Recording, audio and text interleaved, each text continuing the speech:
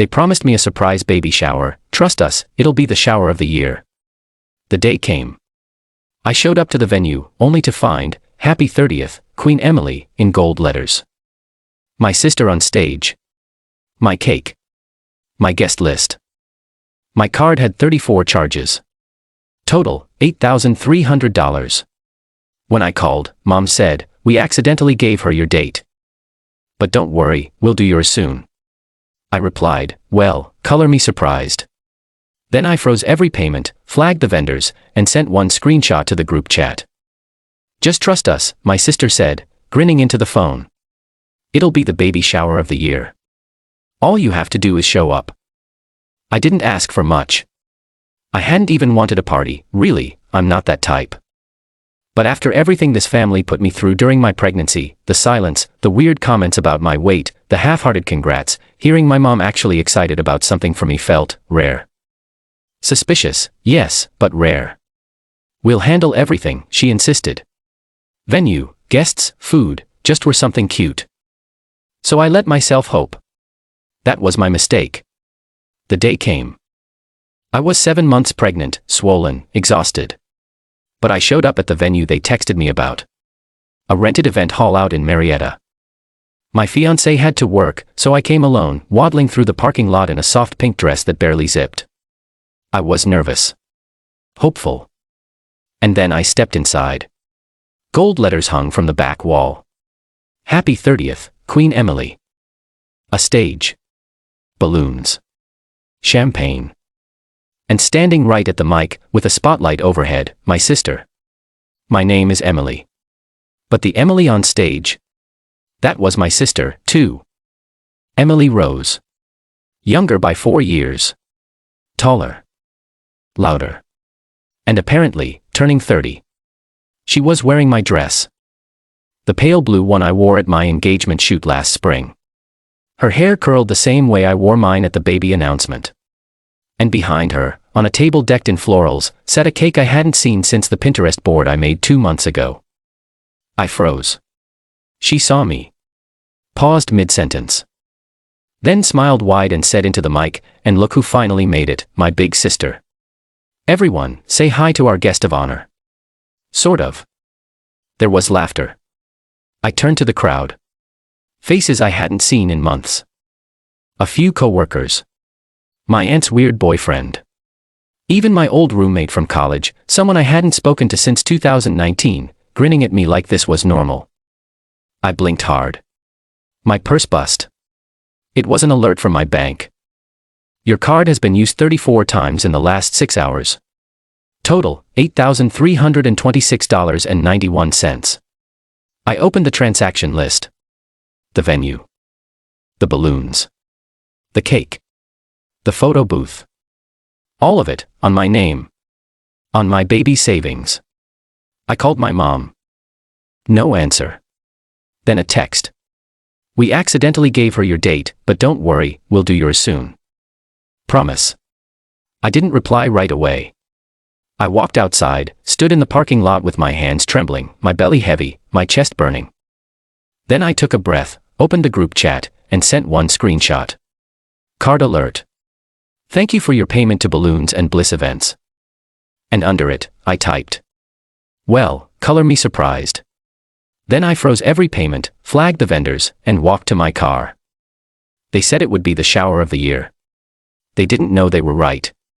It's strange how quickly your mind rewrites history when the people you love betray you publicly. I kept thinking, maybe this was an accident, a mix-up, like they said.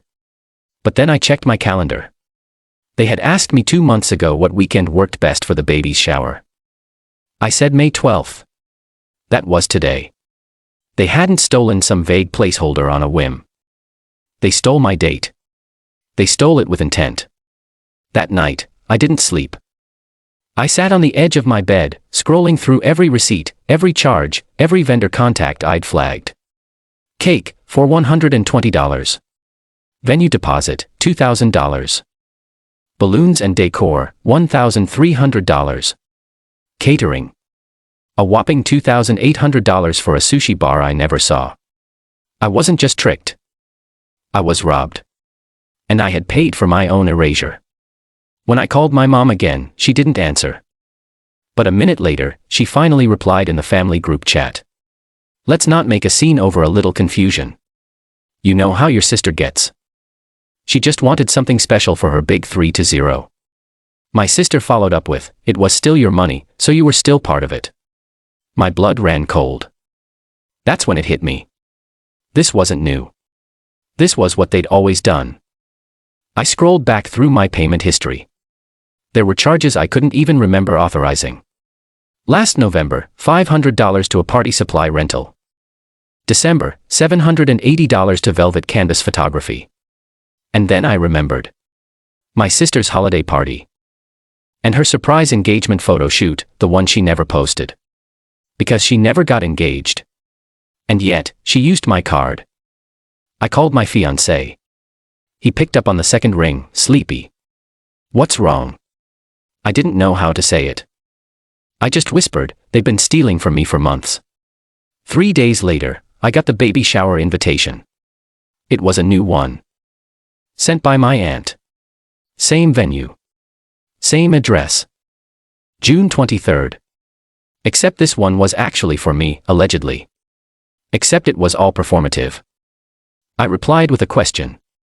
Who's paying for this one? No one answered. Instead, my cousin Leah, always the neutral one, DM'd me privately. They'd been saying you freaked out and canceled the shower out of jealousy. That you didn't want Emily to get attention. My heart sank. They weren't sorry. They were spinning it. I didn't reply to Leah. Instead, I pulled up my email and checked the invoices from the vendors. I'd frozen all payments, and I was waiting to see who tried to recover their money. By the next morning, Fair had emailed me, not with complaints, but with confusion. Apparently, someone claiming to be me had called and tried to unfreeze the fonts. Said she had authorization. One vendor attached a voice message for security purposes. I clicked play. It was my sister. Pretending to be me. Hi, this is Emily Taylor. I'm so sorry. There was a mix-up with my account. Please proceed with the payment. Thank you again for everything you did for the party. It meant the world. I stared at the waveform. My stomach turned. She hadn't even tried to mask her voice. Just relied on the same thing she always had. The assumption that I wouldn't fight back. The next blow came from my dad. He never texts me directly, not unless someone's in the hospital or he needs something. But on Friday afternoon, I got this gem. Don't punish the whole family for a mistake. Be the bigger person. We all know you don't need the money. Then a follow-up. You chose to keep that baby. So act like a mother and stop creating drama. I dropped my phone. I couldn't breathe for a second. I wanted to scream, but instead, I opened my notes app and started writing. I made a list. $8,300 in stolen funds. 4 vendor fraud attempts. A fake invitation. Public group chat humiliation. Emotional abuse from both parents. Financial gaslighting. You chose to keep that baby. I didn't cry. I made a folder. I labeled it. Receipts. The next night, I got tagged in a Facebook post. A group photo from the birthday shower. Caption. We pulled off the surprise of the year. Happy birthday to our radiant Emily. Some people show up late. Others show up bitter. I stared at the picture. There was my cake. My flowers. My guests. Even the sign and board, the one I hand-lettered in gold script months ago, now repurposed as a memory wall for her milestones. My name had been crossed out in Sharpie. No joke. I screenshotted everything. Then I did something they didn't expect. I logged into the vendor portals, one by one, and began uploading my flagged report. Unauthorized charges. Fraudulent impersonation. Voice evidence. But that wasn't the final blow. The final blow came from my fiancé. He called her. I didn't know he would. But apparently, after seeing the Facebook post and hearing me cry in the shower, he'd had enough. He asked her, straight up, did you really use her money for your party? She said. It's not like she can't afford it. She's hormonal. You know how pregnant women get. He recorded the call. Then he sent it to me. Then, and I'll never forget this, he sent it to the group chat. No caption. Just the audio. It started with her laugh and ended with silence. That was the moment it cracked. The invite came 2 days later. A family dinner, just to talk. Private room. Italian place. 7 p.m. No kids. No plus ones. I stared at the message from Mom like it was a trap laid out in velvet. You've made your point, she wrote. Let's put the past behind us. For the baby. I didn't reply. I just packed my bag. Slipped the flash drive into a small black case. Printed screenshots. Labeled a manila folder. Family fraud. 2025, then I sent one text, not to them. To him. My fiancé. My witness. We wouldn't be alone this time. The room was warm. A little too candlelit for a peace talk. Like they were trying to stage an after-school special. Mom had ordered ahead. Pasta. Breadsticks. Wine I couldn't drink. She smiled when she saw me. Look at you. Glowing. I didn't smile back. Dad nodded. Said nothing. And Emily, Queen Emily, wore white. Again. A tight little smirk like this was her stage. She held a gift bag. I got you a onesie, she said. Says, world's most dramatic baby. Just a little joke. Cute, I said. I brought something too. I pulled out the folder. Laid it flat in the center of the table like a weapon. Mom glanced at it. What's this? I clicked the remote. Behind me, a portable projector flickered on. I'd booked the room under a corporate alias so no one would question the tech setup.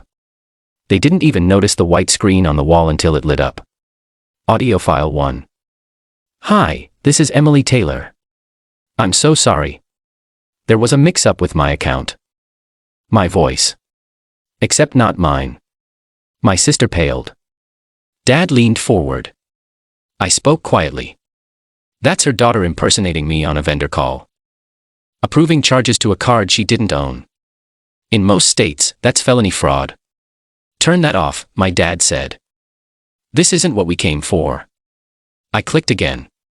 Audio file 2. She's hormonal. You know how pregnant women get. My sister, laughing, on the call with my fiancé. Then came the screenshot carousel. Facebook post. Group chat. The sharpened name on the memory wall. The receipts.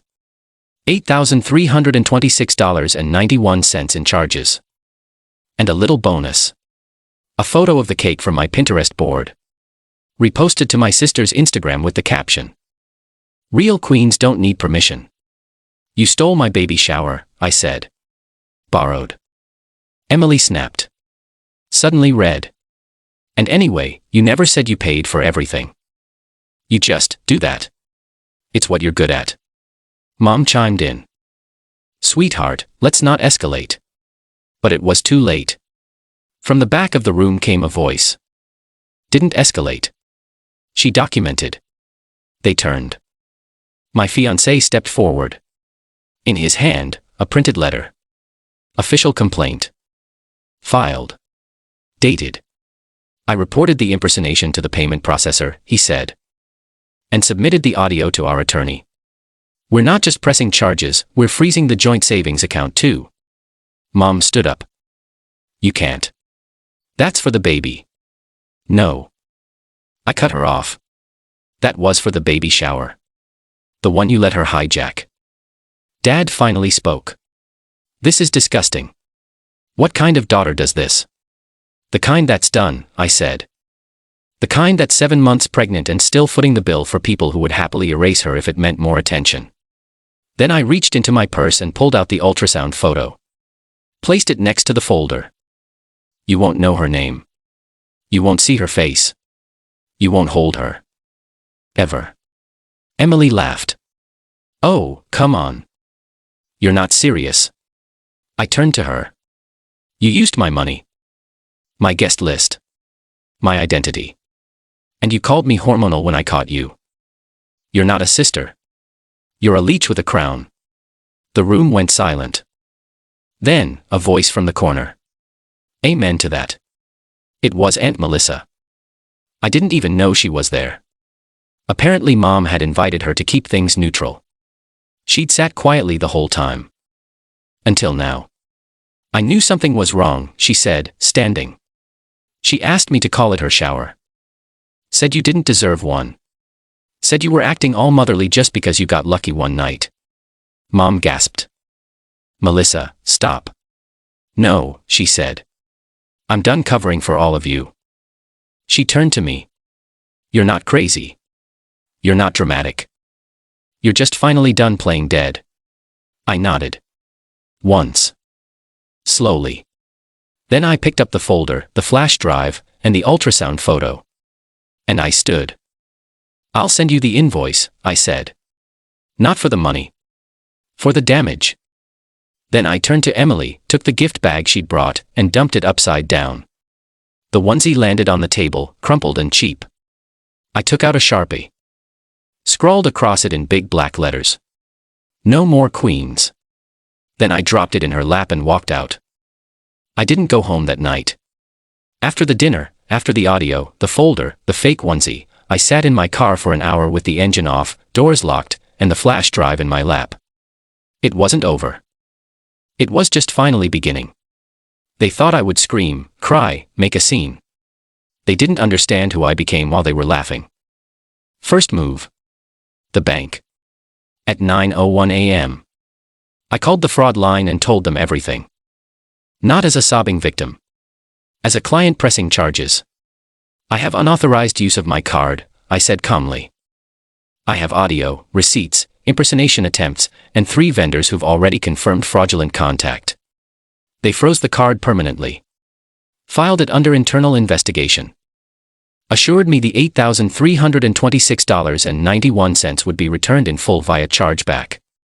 I wouldn't owe a cent. Then came the bonus. The person impersonating you. Did they provide identifying information? Yes, I said. My name. My email. My pregnancy announcement date. There was silence on the line. Then. We'll be notifying authorities. Second move. The vendors. I sent a professional email to each vendor used in the fake party. Explained the situation. Attached the audio file of my sister pretending to be me. All 4 responded within 12 hours. 1 refunded the remaining balance voluntarily. Another sent an apology for getting involved in a personal dispute. 1 even offered free services if I ever wanted to throw a real shower. But the 4th vendor? They were livid. I'm contacting my attorney, the decorator wrote. She forged her name on our service agreement. That's identity fraud. Sister thought she was slick. She used a free online contract template, typed Emily Taylor, and slapped it on a PDF. Too bad the decorator required digital fingerprinting basic metadata. And the signature timestamp didn't match any of my devices. Third move. The family. I didn't text anyone. I didn't post. I just updated a Dropbox folder called For Those Who Asked.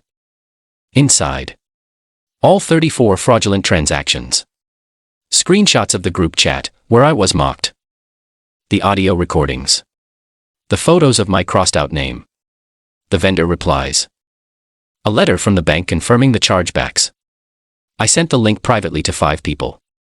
Aunt Melissa, my godmother in Ohio. 2 cousins who had daughters. And my grandfather, the only person in the family who ever asked how I was without needing money. It spread within hours. I started getting DMs from second cousins I hadn't seen since I was 12. I didn't know it was that bad. Your sister told us you canceled your own shower. She said you were jealous of her attention. I said nothing. Silence became my revenge. On the 4th day, Emily's Instagram went dark. Gone were the gold balloons. Gone were the party pics. Gone was the Queen Emily branding she had tried to monetize into a lifestyle blog. I didn't even know she was planning to launch something called 30 and Thriving. Not until her ex-boyfriend, the one she tried to soft launch during my fake shower, damned me. Hey, so I saw the folder. She told me you approved the party. That it was a gift. I sent back one word. Enjoy the screenshots. 5 minutes later he blocked her and reposted my audio with the caption. Turns out the only queen here was fraudulently crowned. Then it got better. My father's credit card was declined at Lowe's. He called me, from a new number, and left a voicemail. I don't know what you think you're doing, but you've poisoned this family, and you'll regret it. Then he added, we were going to reimburse you. I played it 3 times. Then I forwarded it to the fraud department investigating my case. By the end of the week, the final blow landed. Emily received a certified letter from the event planner threatening civil litigation for impersonation, contract violation, and reputational damages. I didn't even know they could do that. Turns out, they can. And they did. Her response? A long Instagram story rant on a backup account. Some people can't handle shared attention. Pregnancy isn't a personality trait. I screenshotted it. Added it to the folder. Sent it directly to our hometown mom group. Within 24 hours, she was removed from every local group chat, every community page, even a prenatal yoga collective she hadn't joined yet. They wanted nothing to do with her. Then came the text I was waiting for. From Mom. I'm not choosing sides. But this is getting out of hand. Can we talk, just you and me? No apology. No ownership. Just that fake neutrality. She was like perfume. Thick, cheap, and meant to cover rot. I replied, there are no sides when you were never on mine. Locked. The money was returned by Friday. $8,326.91. Every cent. Plus an additional $75 credit from the bank for inconvenience. I used it to buy myself something I'd wanted for months. A custom bassinet. Walnut wood. Engraved on the side in tiny gold lettering. Safe. Wanted. Protected. Because this child, my child, will never grow up wondering if she's a prop in someone else's performance. I didn't tell anyone when she was born. No posts. No names. No photos.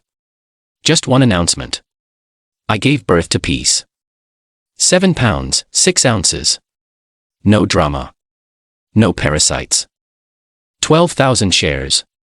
Hundreds of comments. This is why we don't go home. Protect your energy. Even from your mother.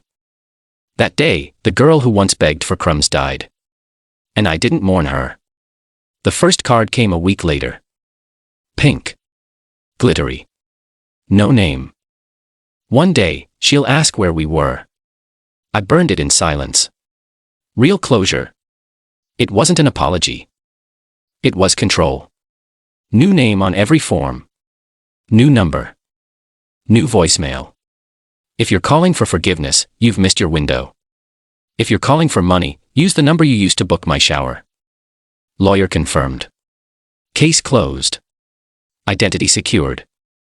No further risk. Then came the drive-by. Same venue.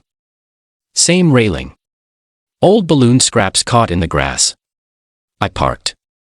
Left a framed photo in the mailbox. My daughter. Fists raised. Caption. She'll never call you queen. They say family is forever. But forever ends when silence feels safer than dinner. I'm not the bank. Not the backup. Not the body they use to host their spotlight. I'm the author now. And they've been edited out. Final move. I mailed back the infamous onesie. World's most dramatic baby. But this time with a patch stitched across the front. Not your storyline. Not your child. Not your access. Blocked again. Then I slept. For the first time in years, I slept like someone who finally ended the show and walked off stage with her name intact. Done. New number. New life. No crowns. Just peace.